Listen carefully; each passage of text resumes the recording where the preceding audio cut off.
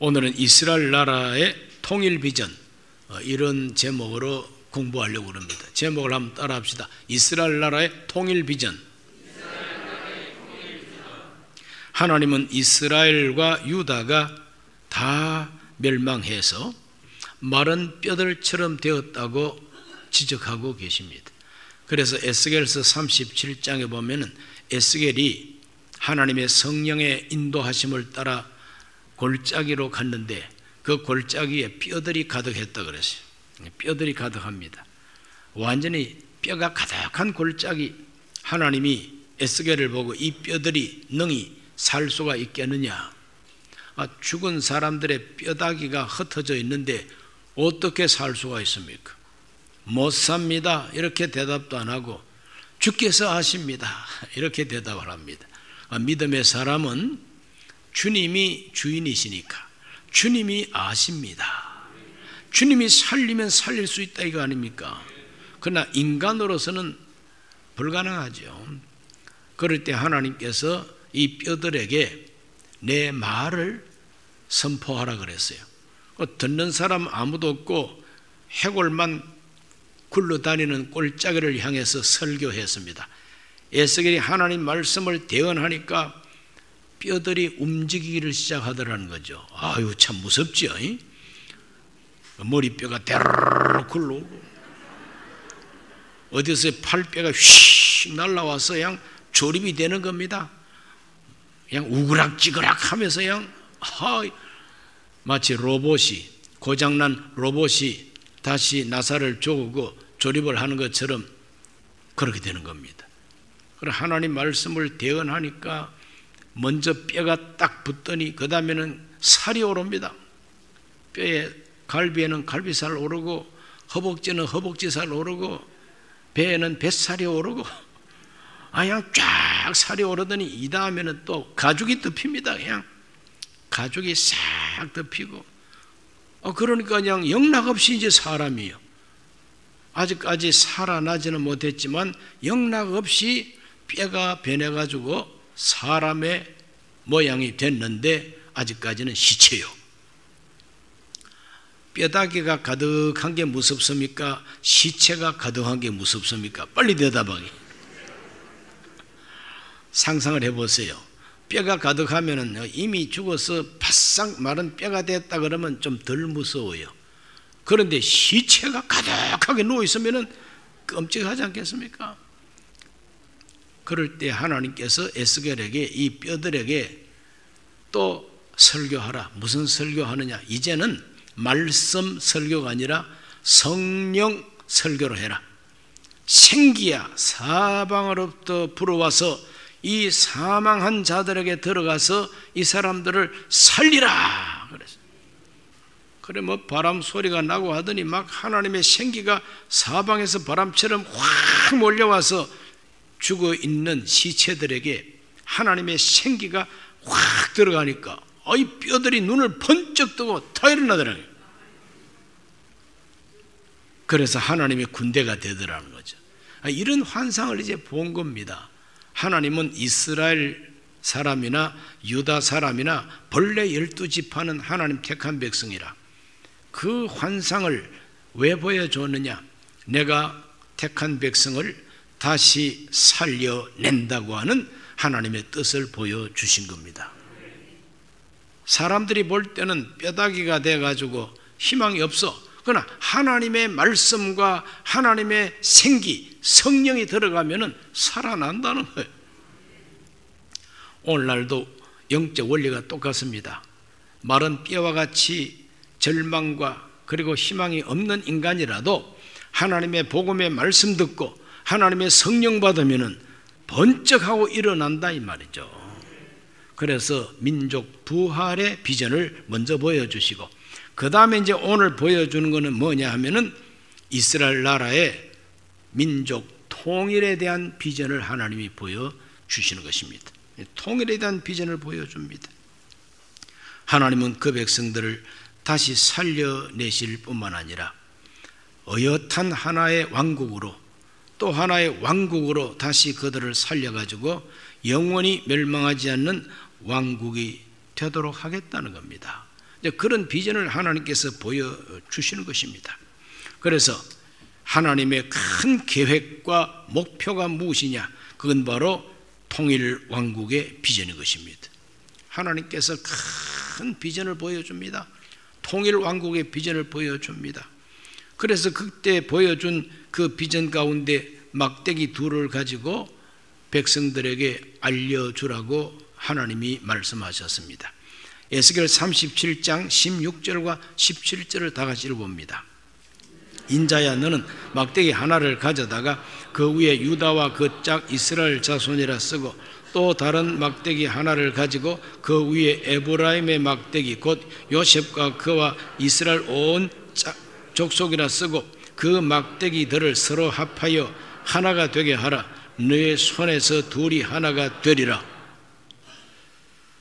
하나님께서는 이 말만 가지고 설교하라고 그렇게 가르치지 않습니다. 뭔가 백성들이 보고 느끼도록 막대기 하나는 유다와 그 짝들, 또 막대기 하나에는 에브라임과 그 소속된 그 짝들, 그러니까 이게 무슨 의미냐 하면은 이스라엘 왕국과 유다 왕국이 남북으로 분단이 돼가지고 싸우다가 같이 망했지 않습니까?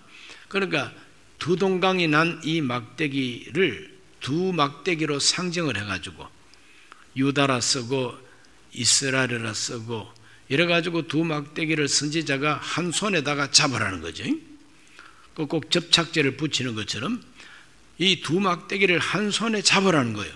그럼 너의 손 안에서 하나가 되리라. 백성들이 보니까 선지자가 막대기 둘을 갖고 와가지고 하나는 유다, 하나는 에브라임 써가지고 한 손으로 꽉 잡으니까 이 막대기 하나가 되잖아요. 그 막대기가 하나 되는 걸 보여주면서 하나님이 장차 12지파 전체를 불러 모아가지고 하나의 나라가 되게 하신다, 이렇게 이제 설교를 하는 거예요. 그렇게 백성들이 말로만 설교하는 것이 아니라 막대기 둘을 하나로 만드는 걸 보고, 야, 이제 앞으로 12지파가 하나 되겠구나, 이와 같은 희망을 가지게 된다는 것이죠. 할렐루야. 너의 손 안에서 하나가 되리라. 그 하나 된 그 나라가 앞으로는 나라도 하나고 임금도 한 사람이 될 것이다. 한 나라 한 임금에 대한 비전을 보여줍니다. 한 나라와 한 임금. 그래서 그걸 하나님께서 계획으로 계시해 줍니다. 에스겔 37장 20절에서 22절 다 같이 읽어봅니다. 너는 그 글 쓴 막대기들을 무리의 눈앞에서 손에 잡고 그들에게 이르기를, 주 야훼께서 이같이 말씀하시기를, 내가 이스라엘 자손을 잡혀간 여러 나라에서 인도하며 그 사방에서 모아서 그 고국 땅으로 돌아가게 하고 그 땅 이스라엘 모든 산에서 그들이 한 나라를 이루어서 한 임금이 모두 다스리게 하리니 그들이 다시는 두 민족이 되지 아니하며 두 나라로 나누이지 아니할지라 그랬어요. 이것이 바로 민족 통일에 대한 비전입니다. 두 막대기를 하나로 만들어서 이제 한 나라가 되게 하고, 이 한 나라가 되면은 이제는 뭐 이 사람 저 사람이 다스리는 것이 아니라 한 왕을 모시고 섬기고 그 한 왕이 다스리게 되는데, 그 한 왕이 누구냐 하면은 내 종 다윗이 왕이 된다는 거예요. 내 종 다윗이 왕이 된다. 다윗 죽은 지가 언젠데. 그런데 하나님은 선지자를 통하여 내 종 다윗이 영원히 그들의 왕이 될 것이라 그랬습니다. 37장 25절 다 같이 읽어봅니다. 내가 내 종 야곱에게 준 땅 곧 그의 조상들이 거주하던 땅에 그들이 거주하되 그들과 그들의 자자 손손이 영원히 거기에 거주할 것이요 내 종 다윗이 영원히 그들의 왕이 되리라. 다윗 죽은 지가 옛날인데 하나님은 그 옛날 야곱에게 준 그 모든 땅에서 하나가 된 이 나라가 하나가 돼가지고 다윗을 왕으로 모시고 다윗이 영원히 그들의 왕으로 다스릴 것이라고 선지자를 통하여 그런 예언을 하고 있는 겁니다. 왜 그러냐? 다윗 왕은 유다 백성들도 우리 왕이라고 말하고 또 북쪽 이스라엘 나라들도 과거에는 다윗을 왕으로 모셨기 때문에 통일된 그 왕국의 대표적인 위대한 왕이 다윗입니다. 솔로몬이 아니요. 솔로몬은 북쪽에 있는 10지파가 그냥 데모를 하고 반정부 운동을 했던 그런 기억이 있기 때문에 솔로몬은 대표 왕이 아닙니다. 다윗이 그들이 존경하는 대표 왕이에요. 그렇기 때문에 다윗이 영원히 다스릴 것이다. 이와 같이 하나님께서 예언의 말씀을 주고 그 나라가 앞으로 다윗을 왕으로 모시고 어떻게 살 것인가, 그 나라가 어떤 나라가 될 것인가, 통일 왕국이 어떻게 될 것인가 잘 가르쳐 줍니다. 37장 26절로 27절을 다 읽습니다.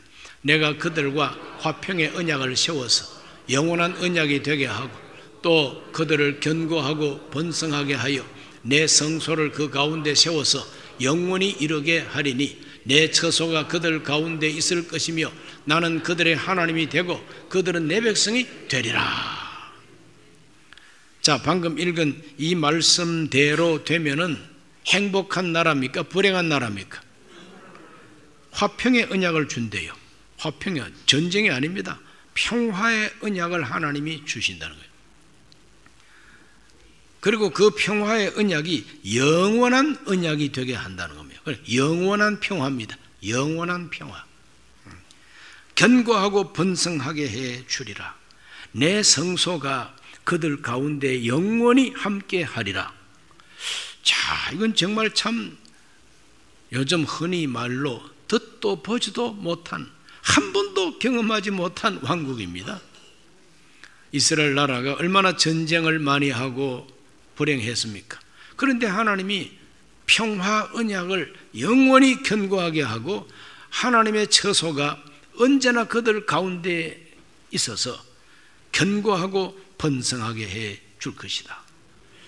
자, 이와 같은 통일 비전, 그 통일 왕국은 영원한 평화의 나라, 번성하는 나라, 이것이 바로 하나님께서 가지고 계신 하나님의 뜻입니다. 하나님은 자기 택한 백성들이 그러한 나라가 되고 그런 나라의 국민이 되기를 하나님이 원하시고 그걸 하나님이 계획도 하시고 그렇게 애정을 하시고 설계도를 그렇게 만들고 그렇게 기뻐하신다 이 말이죠. 아직까지 나타나지는 않았지만 하나님이 선지자를 통하여 그러한 통일 국가를 하나님이 예언하게 하시고 그 계획을 향해서 그 하나님의 목표를 향해서 하나님이 그 백성을 이끌어 내시겠다고 말씀하고 계신 것입니다. 눈에 안 보이지만 하나님의 목표입니다. 그러므로 하나님은 이 하나님의 목표를 달성하기 위해서 도도하게 흐르는 강물줄기처럼 거역할 수 없는 물줄기처럼 흐르게 하신다는 거죠. 그 하나님께서 세우신 목표를 향해서 거대하게 흘러가는 이 역사의 흐름을 반대하고 그것을 가로막고 이것은 하나님께서 하나님의 원수로 취급을 하시게 되어 있습니다. 오늘 우리 모두는 이것이 바로 하나님이 정해놓은 역사의 큰 흐름이요, 물줄기로 말하면 주류라고 하는 걸 알아야 되는 것이죠. 하나님은 반드시 이루신다 이 말입니다. 이스라엘 나라 12지파 하나님이 택한 그 백성을 중심으로 이루신다는 거죠. 사탄은, 마귀는 이와 같은 하나님의 계획과 뜻을 방해하고 해코지하고 그걸 깨부시기 위해서 활동하는 존재가 바로 사탄, 마귀입니다. 그래, 마귀라고 하는 그 사탄이라는 본래 그 이름 뜻이 대적하는 자입니다. 대적하는 자, 막 들이받는 거, 이것이 마귀의 주특기요. 들이받는 거. 그래서 잘 들이받는 사람은 누굴 닮았어요? 마귀를 닮았어요. 오늘 저와 여러분은 잘 들이받는 사람이 되지 말고 하나님 뜻이라면 죽기까지 복종할 줄 알게 되시기를 바랍니다. 자, 이제는 역사 속으로 이제 들어갑니다. 이 역사 속으로 이제 들어가 보면은 하나님이 이와 같은 하나님의 뜻을 애언하게 하시고 가르쳐 놓으시고 이제 그 방향으로 하나님이 그 백성을 이제 끌고 가는 거예요. 에스겔이 이와 같은 애언을 한 후에 유다 왕국은 해방이 됐습니다. 다시 예루살렘으로 돌아와서 왕국을 세울 수는 없었지만은 페르시아 제국 속에서 자율권을 가진 민족 공동체를 형성하고 성전도 건축하고 또 하나님의 말씀을 세우고 성벽도 세우고, 그래서 그들은 외적의 침략을 막아낼 수 있는 민족 공동체 구심점을 다 만들었고 예루살렘을 다시 복구했지 않습니까? 왕국은 아니지만 왕국의 버금가는 이 자율권을 허락받은 그와 같은 민족이 되게 된 겁니다. 이것이 바로 바사왕 고레스의 혜택이죠. 하나님이 고레스를 딱 잡고 자기 택한 백성을 해방시키게 한 겁니다. 그런데 그 페르시아 제국은 BC 330년에 망해버립니다. 누구한테? 알렉산더 대왕한테. 저 마케도니아 왕 알렉산더가 나이 20살 때에 세계를 정복하겠다고 서양에서 동양으로 침략해 들어왔습니다. 한 번도 진 적이 없어요. 알렉산더가 전쟁을 해가지고 한 번도 진 적이 없어요. 백전백승입니다. 그리고 얼마나 그 정복하는 속도가 빠른지 12년 만에 인도의 겐지스강까지 와가지고 그때 사람들이 알고 있던 이 동방세계를 몽땅 다 집어삼켜버리고, 그리고 또 저 아프리카 이집트까지 벌써 다 삼켜버립니다. 그러니 자기가 살고 있던 지역은 유럽이죠. 그 유럽 전체가 아니라 유럽에서 그래도 문명 국가로 소문난 그리스를 정복했죠. 아프리카 이집트를 정복했죠. 동양에 있는 바로 이 페르시아 제국을 정복해 버립니다. 그러한 정복 시대에 하나님께서 이 알렉산더가 지성인이에요. 싸움만 잘하는 게 아니라 이 머릿속에 든 게 많아. 왜? 아리스토텔레스에게 교육받은 왕입니다. 그러다 보니까 자기한테 잘 이렇게 순응을 하고 자기하고 함께 하기를 원하면은 절대로 파괴하지 않습니다. 그래서 유대인들은 그 알렉산더를 환영했기 때문에 알렉산더가 예루살렘에 화살 한 번 쏜 적이 없어요. 그대로 유대 민족의 정통성과 성경과 모든 걸 다 인정해 주게 되는 겁니다. 그러니 하나님께서 자기 백성들을 특별히 보호하시는 거죠. 고레스 왕을 통해서 페르시아 제국 때도 보호해 주시고 알렉산더 헬라 제국 시대에도 하나님이 보호해 주시는 것입니다. 그런데 이 하나님의 원대한 계획을 방해하기 위해서 일어난 그 왕이 하나 있는데 안티오코스 4세라고 하는 사람입니다. 안티오코스 4세라고 하는 사람은 완전히 헬라 신화에 심취한 사람이고 유대인들을 이제 미워합니다. 왜? 이 유대인들은 헬라 신화를 믿지 않고 헬레니즘이라고 하는 이 헬라주의에 물들지도 아니하고 자기들의 전통을 그대로 이어가기를 바라니까 미워 죽겠어. 그래서 BC 167년에 예루살렘을 침략해 들어와서 하나님의 성전에다가 양 주피터 신상을 세우고 양을 잡고 소를 잡아 제사하던 제단에 돼지 피를 뿌리고 안식일을 지키지 못하게 하고 율법책을 불태우고 완전히 난동을 피웁니다. 그 유대교를 갖다가 말살하기 위한 정책을 펴게 되는 거죠. 안티오코스 4세입니다. 그래 자기가 스스로 자기 별명을 하나 지었어요. 에피파네스라고. 안티오코스가 자기 본명이고 에피파네스는 자기가 스스로 지은 자기 별명인데 그 뜻이 뭐냐? 눈에 보이는 신이라 이 말이죠. 눈에 보이는 신.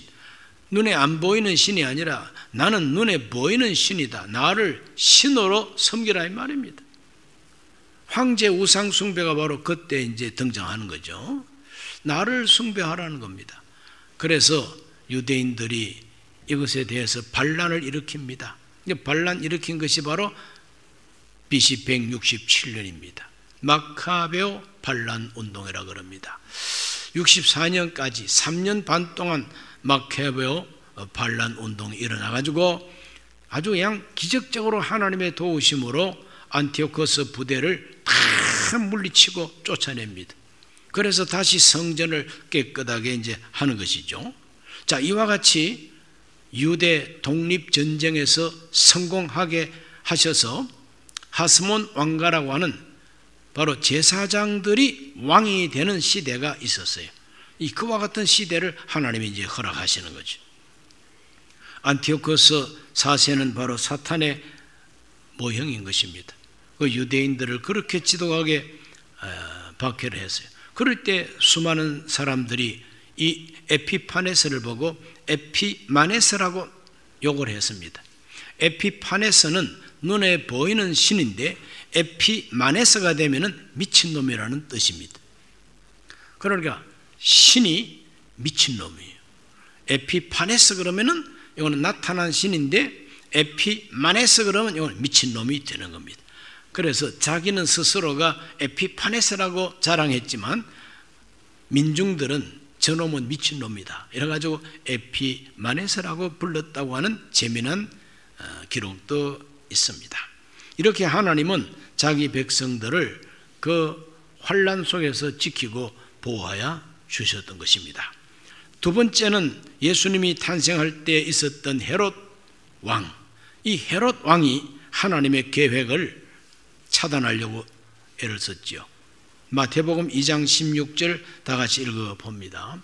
이에 헤롯이 박사들에게 속은 줄 알고 심히 노하여 사람을 보내어 베들레헴과 그 모든 지경 안에 있는 산의 아이를 박사들에게 자세히 알아본 그때를 기준하여 2살부터 그 아래로 다 죽였다. 바로 성경에 예언한 메시아가 왔다고 하는 그 소리를 듣고 내가 왕인데 또 무슨 왕이 또 태어났다고? 죽어봐. 이렇게 어린 아기들을 죽이는 그런 범행을 저지르게 되는 거죠. 이것도 역시 하나님의 계획을 말살시키기 위한 사탄의 반동이죠. 반동.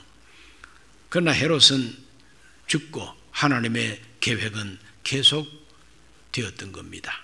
마태복음 2장 19절로 21절을 읽습니다. 헤롯이 죽은 후에 주의 사자가 애굽에서 요셉에게 현몽하여 이르되 일어나 아기와 그 어머니를 데리고 이스라엘 땅으로 가라. 아기의 목숨을 찾던 자들이 죽었느니라 하시니 요셉이 일어나 아기와 그 어머니를 데리고 이스라엘 땅으로 돌아가니라. 헤롯이 아무리 머리를 쓰고 하나님의 계획을 해코지 하려고 해도 하나님은 헤롯보다도 더 지혜로우시니까 애굽으로 피난 가게도 하시고 헤롯이 죽고 난 다음에는 또 다시 돌아오게 해서 사람들이 멸시하고 천대했던 시골 중에서도 시골 깡촌 나사렛에 가가지고 살게 하시는 겁니다. 사람들은 나사렛에서 무슨 선한 것이 나겠느냐 멸시하는 촌구석이었지만 하나님은 바로 그 촌구석에서 인류를 구원할 구세주를 양육해 주신 것입니다. 나사렛 예수가 된 것입니다. 지금도 하나님은 우리를 보호하신다는 걸 믿으시길 바랍니다. 하나님이 통일 왕국에 대한 비전을 주시고 그 비전은 하나님 비전이요. 하나님 비전을 성취하기 위해서 역사 속에 아무리 악한 것들이 방해를 하더라도 하나님은 그 악한 것들은 죽이지만은 하나님의 계획은 여전히 계속된다는 걸 보게 되는 것입니다.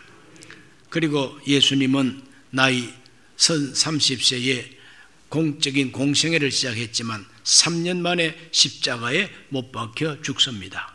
이것도 역시 유대교라고 하는 하나님을 정말 하나님으로 잘 섬겨야 마땅한 이 유대교 지도자들이 하나님이 보낸 독생자를 죽였어요. 마태복음 27장 1, 2절을 다 같이 읽어봅니다. 다 같이 읽습니다. 새벽에 모든 대제사장과 백성의 장로들이 예수를 죽이려고 함께 의논하고 결박하여 끌고 가서 총독 빌라도에게 넘겨주니라. 로마 총독한테 예수 죽여달라고 누가 넘겼어요?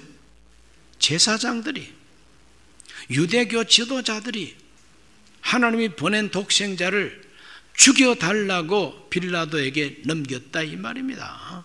이게 바로 유대교의 박해죠. 그러므로 제사장들에게 선동된 사람들은 깡패 두목 바라바는 놓아주고 구세주 예수는 십자가에서 죽여버리시오. 예수의 피에 대한 죄값은 우리와 우리 자손이 받겠습니다. 이런 식으로 함부로 말을 했습니다. 그래서 하나님께서는 그 유다 백성들, 하나님이 독생자를 보내어도 받아들이지 못하는 그 유대교를 하나님은 박살을 냅니다. 그냥. 그래서 AD 70년에 로마에 의해서 철저하게 멸망을 당합니다. 1948년 5월 14일 이스라엘이 다시 독립국가가 될 때까지 무려 1848년 동안 나라 없이 온 세계를 떠도는 민족이 되고 학살당하는 민족이 되지 않습니까? 그래도 하나님은 하나님의 계획을 꾸준히 성취해 나가시는 하나님이십니다. 십자가에 못 박아서 사형을 시켰는데 하나님은 사흘 만에 예수님을 부활시켰어요. 인간의 손으로 닿을 수도 없는 하늘로 승천하게 하셨습니다. 눈에 보이지 않는 하나님의 성령으로 하나님의 복음이 전파되게 하시는 것입니다. 하나님은 하나님의 비전을 절대로 포기하지 않습니다. 그 하나님의 비전을 향해서 함께 일을 해야 그 사람이 바로 사는 사람이 된다 이 말이죠. 네 번째, 로마 황제들이 박해했습니다. 로마 황제들이 박해하기를 시작했는데 제일 먼저 박해한 왕이 네로 황제입니다. 네로 황제. AD 64년에 로마의 화재가 일어났죠. 그 로마 화재의 그 방화범을 예수 믿는 사람들한테 덮어 씌웁니다. 자기가 불질을 놓고 예수 믿는 사람들한테 누명을 덮어 씌워가지고 저 예수 믿는 사람들이 이 세상은 불로 심판한다 그랬지 않아? 그리고 자기들이 섬기는 왕이 따로 있다고 그랬지? 그래서 이 로마에다가 불을 질러가지고 다 불심판이라 그러고 예수가 다시 왕이 된다고 떠들고 돌아다녔지 않냐? 그러니 저 예수쟁이들이 로마에 불질렀다 이런 식으로 덮어씌운 겁니다. 그때나 지금이나 어리석은 군중들은 매스컴에 약해가지고 그래? 이래가지고 예수 믿는 사람들을 막 잡아서 고발하고 해가지고 원형극장에 밀어 넣어가지고 사자가 뜯어먹게 하고 머리에다가 막 심지를 박아서 촛불을 만들기도 하고 인간으로서는 상상도 못하는 그런 학살을 당하고 이렇게 순교자가 쏟아지고 그랬던 것입니다. 이 로마 황제가 그냥 계속해서 네로 황제가 64년에 화재 사건을 일으키고 베드로와 바울이 68년에 순교를 했습니다. 그때부터 AD 313년이 될 때까지 얼마나 오랜 세월 박해를 받았습니까? 박해를 받았습니다. 그래도 기독교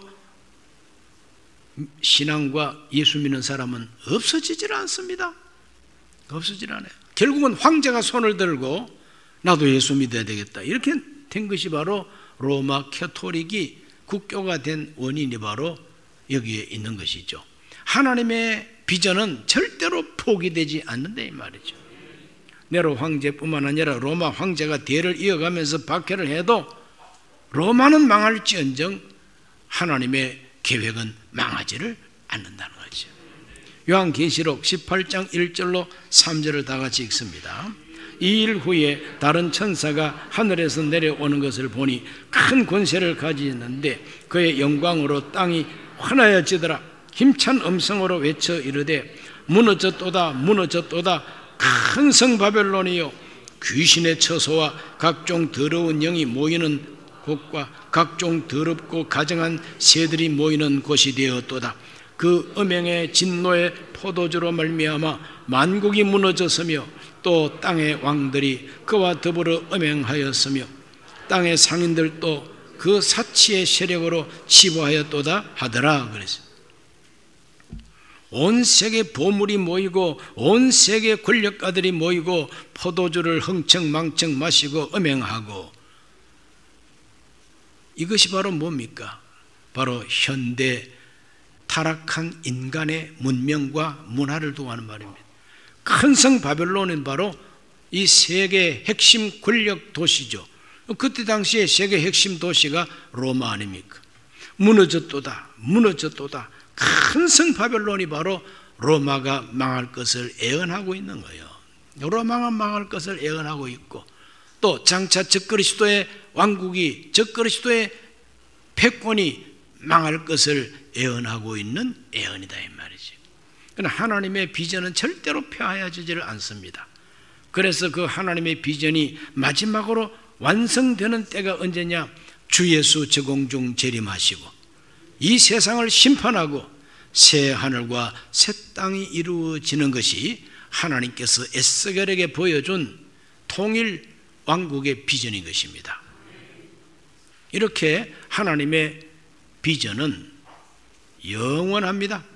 변함이 없습니다. 그러므로 오늘 저와 여러분이 어떻게 살아야 마땅하냐? 하나님의 영원한 비전에 맞도록 하나님의 비전이 가르치는 방향으로 우리가 살아야만이 바로 사는 것이 된다는 거예요. 하나님이 가르치는 그 방향에서 우리가 순종해야 될 것이 뭐냐? 땅끝까지 이르러 내 증인이 되리라고 했지 않습니까? 만민에게 복음을 전파하라 그랬습니다. 그리고 기도하라 그랬습니다. 너희가 서로 사랑하라 그랬습니다. 교회를 부흥시키라고 그럽니다. 말씀을 순종하고 세상에 나가서 하나님 말씀이 진리라고 하는 걸 본때를 보이라고 합니다. 본때를 보이라고. 그래서 우리가 하나님의 말씀을 믿고 사는 본때를 보여야 할 사명자가 크리스찬들이지. 그렇게 사는 것이 하나님의 비전과 맞는 생활이다 이 말이죠. 오늘 우리 모두가 십자가에 군병되어서 하나님의 비전과 맞는 인생을 살다가 하나님의 비전이 이루어지는 그 영원한 하나님 나라의 주인공들이 다 되시기를 예수 이름으로 축원합니다. 기도합니다. 하나님 아버지, 오늘 하나님의 귀한 말씀을 통해서 하나님께서 선지자를 통하여 주시는 영원한 비전을 우리 모두가 함께 가지게 하여 주옵소서. 이스라엘 12지파만을 위해서 준 비전이 아니요 하나님의 영원한 계획이 이루어지는 영원한 하나님 나라 왕국에 대한 비전임을 믿습니다. 우리가 그 나라를 바라보고 살게 해 주옵소서. 예수님 이름으로 기도하옵나이다. 아멘.